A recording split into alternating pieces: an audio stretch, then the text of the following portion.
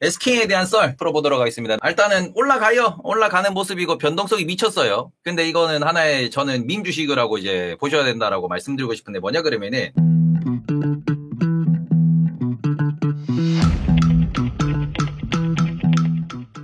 지금 이야기가 나오는 이슈에 대해서 우리 좀 팔로우를 해야 되고, 그리고는 SK의 그 자회사들의 그 팔로우를 좀 해야 돼요. 연결 재무 주석 보시면은 여기에 엄청나게 많은 그 자회사들이 존재를 하는데, 이 자회사들 중에서 자회사 지분율이 있을 텐데 관계기업 해가지고 그거 너무 많은데요. 그 겁나 많노. 여기 있네. SK 실트로니가 지분율이 얼마나 되노? 지금 실트론 지분율 계열회사로 봐야겠다. 여기에 실트론이를 딱 보시면은 주주 지분의 규소박판 제조 뭐 이런 걸 하는 곳인데, 여기에 그 51% 여기 있네. 네. 비상장 회사고 51%의 지분을 누가 들고 있냐? 요거를 SK가 들고 있고요. 나머지 지분을 하이닉스도 들고 있는 걸로 알고 있고요. 그리고는 최태원 회장도 들고 있습니다. 그런데 요거를 왜 말씀드리냐 그러면은 지금 그 노소영 관장과 SK 최태원 회장의 소송전에서 결론은 요렇게 나왔어요. 여기 보시면은 얼마냐? 요게 지금 있어요. 1조 3천억. 1조 3천억을 현금으로 재산분할하라라고 돼 있습니다. 자, 그러면은 1조 3,800억이라고 하는 이 돈을 현금으로 어떻게 지급할 거냐 해서 부각되고 있는 기업이 하나 있어요. 그게 요겁니다. SK 실트론. 근데 이렇게 되면은 우리가 상상하기에는 그 최태원 회장님은 태원이 형이 SK를 보유하고 있으니 요 보유하고 있는 SK의 일부의 뭐 지분을 매각을 하든 아니면은 이 SK의 자회사들로부터 이렇게 배당을 땡겨 올려가지고 이렇게 배당을 땡겨 올려서 배당이 현금이니까 요걸 통해 가지고 노 관장님한테 이렇게 돈을 지급하지 않을까라고 지금 예상을 하는 거예요. 그러면 뭘 예상할 수 있어요? SK의 배당이 늘어날 수 있겠구나. 그러면은 최태원 회장님도 현금을 확보하고 주주들도 현금을 확보하지 않을까, 이런 이야기는 나올 수 있어요. 근데 지금 최태원 회장님의 재산이 SK가 대부분을 차지하는 것도 맞지만 그 외에 SK의 계열 회사들도 지분이 있어요. 따로 또 개인으로 또 갖고 있는 것도 있겠죠. 그러면 이 부분에서 뭘 할 수 있냐? 제가 여기서 또 한 가지 또 그 되게 그 재미있는 그 방법이 하나 있더라고. 뭐냐 그러면은 그 코나아이라는 회사가 있어요.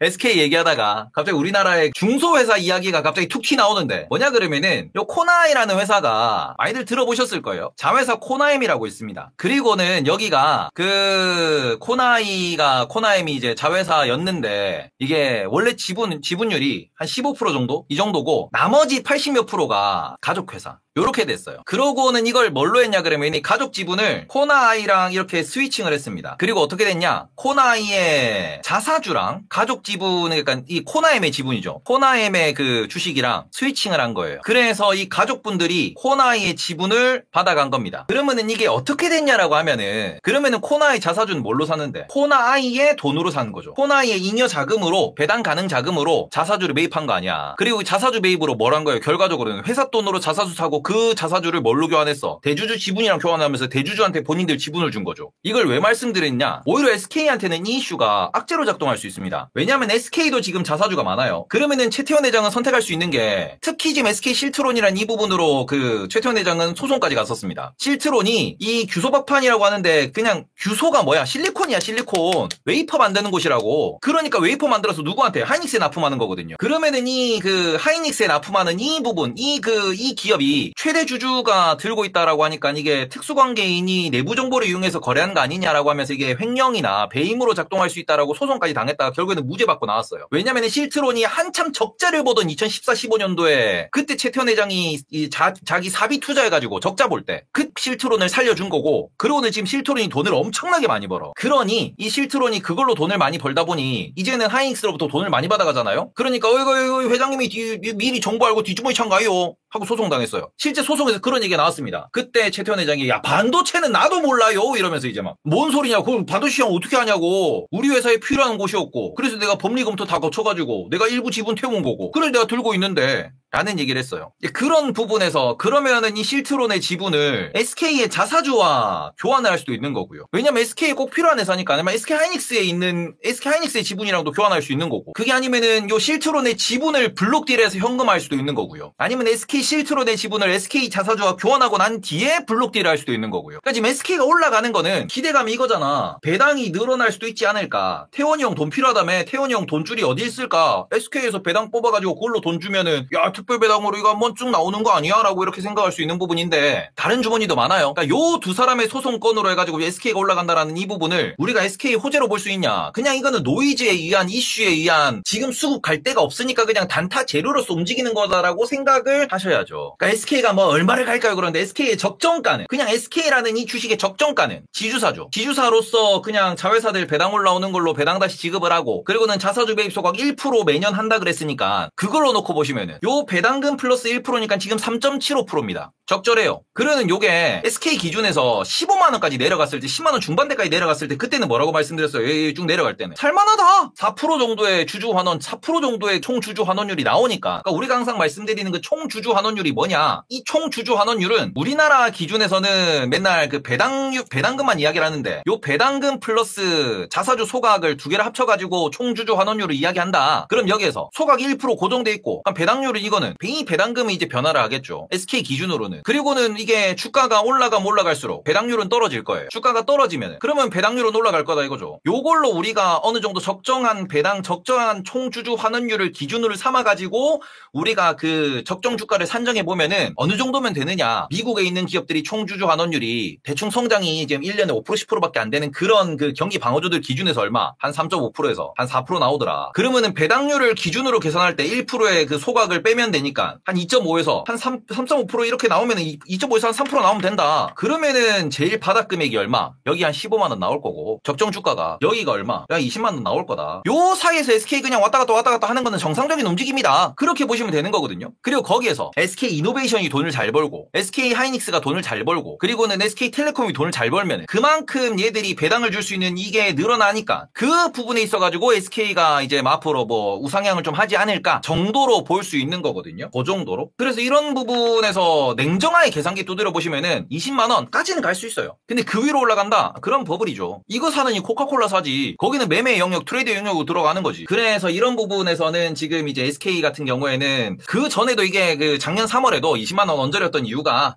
요 언저리에서 움직이는 이유가 뭐냐? 그냥 이 정도가 적정가라 그래. 이 정도가. 그 중에서 소송 얘기 나오니까 이제 밀렸다 올라오는 이 정도고 100일주선 뚫으면은 뭐 20만 원 왔다 갔다 하니 뭐 그 정도로 보실 수 있는 거 21만 2천 원 저 고점을 넘어가면은 완전 트레이드죠. 기업 밸류업 때 올라왔던 저 부분도 100일주선 딱 쳐맞고 떨어진 건데 저거 뚫고 올라가면은 그럼 완전 신고가 영역 트레이드 52주 신고가 트레이드죠. 52주 신고가는 21만 2천 여기네요. 이거 말고 볼 거 없습니다. SK. 저 뭐 소송전으로 간이 많이 그러는데 아니 뭐 저 밑에 있을 때나 저가매수 하는 거지 뭐 지주사를 이거 페이퍼 컴퍼니인데 이것도 페이퍼 컴퍼니 뭐 한다고 투자해요. 그나마 SK는 볼만한 거는 이제 최근에 이제 SK 머티리얼즈라는 걸 이제 약간 흡수합병하고 그렇게 등치를 좀 키워놨고 사업부서가 따로 있으니까 거기에서 올라오는 이익도 SK의 뭐 대당 재원이 된다. 그 정도로 쓸 수 있는 정도일 뿐이에요. 이거를 뭐 엄청나게 뭐 우리가 뭐 SK가 앞으로 올라갈 거가 아니야. 무슨 뭐 200조짜리 회사를 만드니 저쩌니 이 무슨 200조가 되겠습니까? 이게 그 참말로 그 하이닉스 혼자 뭐 200조를 가는 건 그건 오케이지만 SK 그룹 전체 이제 시가총액이 200조가 넘어가는 건 오케이지만 SK 지주사는 200조 못 가요. 우리나라 이 IPO 구조로서는 아시겠죠? 그래서 이런 부분을 보시면은 결국에는 이제 앞으로 배당금이 얼마나 증액될 거냐 그 정도를 이제 포인트를 잡아가면서 체크를 하셔야 되는 거고 지금 SK 같은 경우에는 올해도 한 5천원 정도 배당이 나온대요. 그러니까 5천원 배당 해가지고 대충 한 2.5% 잡아보면은 그러면은 40배 딱 하면 20만 원 딱 나옵니다. 15만 원 닦으면 5천원 배당이면 3.3% 나와요. 그러면은 여기서 자사주 매입 소각까지 합치면은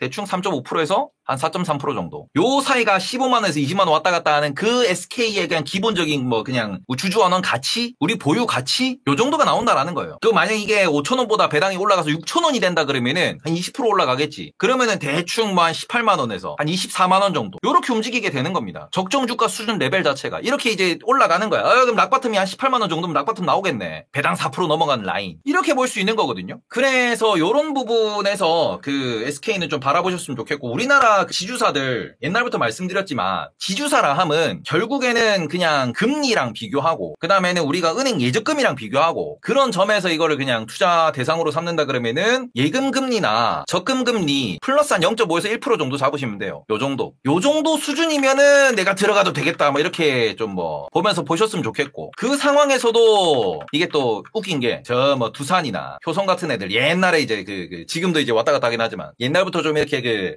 대기업은 대기업인데 좀 무량하지 못한 애들. 이런 애들 배당 얼마? 배당 한 56%. 삼성물산.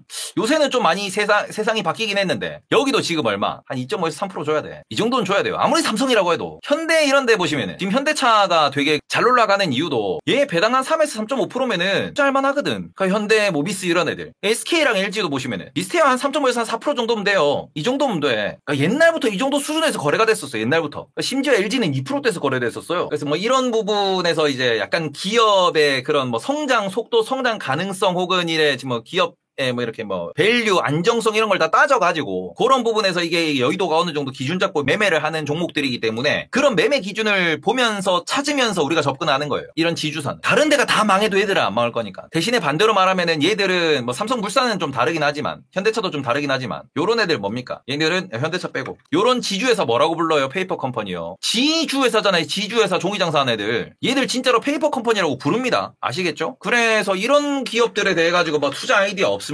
예, 뭐가 있어요? 그냥 많이 빠지면 사고 뭐 적당히 오르면 팔고 뭐 그렇게 뭐 스윙으로 접근하는 거지. 이런 애들을 뭐 좋게 이렇게 평가를 하시는 거는 안 하셨으면 좋겠다. 최근에 LS가 올라간 이유도 LS 전선이 상장돼 있지 않으니까 올라간 게 LS예요. LS 전선이 상장돼 있었으면 LS 안 움직였을 거야. LS 전선이 상장이 되어 있지 않으니까 이제 그 모회사인 LS가 움직인 거다. 나머지도 뭐 두산 같은 경우도 두산전자 뭐 엔비디아 엮여서 뭐 간다 그러는데 힘이 그렇게 세지 않잖아요. 다른 종목들 대비로. 그러니까 지주사 투자에 있어가지고 제발 이런 부분은 고민을 좀 해보셨으면 좋겠습니다. 올라간다 그래서 두산 좋은 거 아니요? 막 이렇게 볼 수 있는데 지주사예요 얘도. 그나마 지금 2020년도에 두산이 이제 밑에 있는 자회사들 물갈이하고 재무구조 개선되고 하면서 구조조정하면서 지금 그나마 뭐 두산 정도면은 좀 이제 안정성이 있지 않냐 그러는데 건설 잘라냈으니까. 그래도 두산은 저는 이런 거 안 보셨으면 좋겠어요.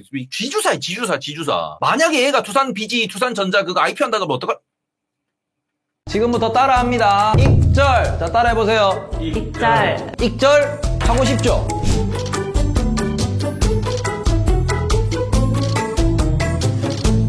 아무튼 그래서 SK가 올라가는 부분은 좀 불편하게 보셨으면 좋겠다 이렇게 좀 말씀을 드리도록 하겠습니다. 그래요. 항상 제가 그 방송을 하면서도 이게 밖에 나가서도 얘기할 때 저보고 이제 어디 어린 놈이 그 싸가지 없이 그 말세게 하냐 그러시는데 주식은 나이 순이 아니고요. 싸가지 순이 아니에요. 리스크를 얼마나 줄이느냐가 중요한 겁니다. 리스크를 얼마나 줄이느냐. 그렇기 때문에 돌다리도 두들겨보고 건너셔야 되고 주식도 두드려보고 사셔야 돼. 만약에 하고 사셔야 돼요. 아시겠죠? 수익률이 높은 사람이 형님이라 수익률이 높은 사람도 형이라고 생각하는데 매수한 종목마다 마이너스 거의 안 내고 그냥 아주 높은 확률로 다들 대부분 수익으로 나오는 형. 2%든 5%든 수익률 좋은 사람. 저는 그 사람이 진짜 형이라고 생각해요. 주식시장에서 제일 스승은 수익률 좋은 사람. 얼마가 됐든 계속 이제 수익을 쌓아 나가는 사람. 그거를 집중적으로 조금 생각해 보셨으면 좋겠습니다. 이렇게 좀 잘라놓고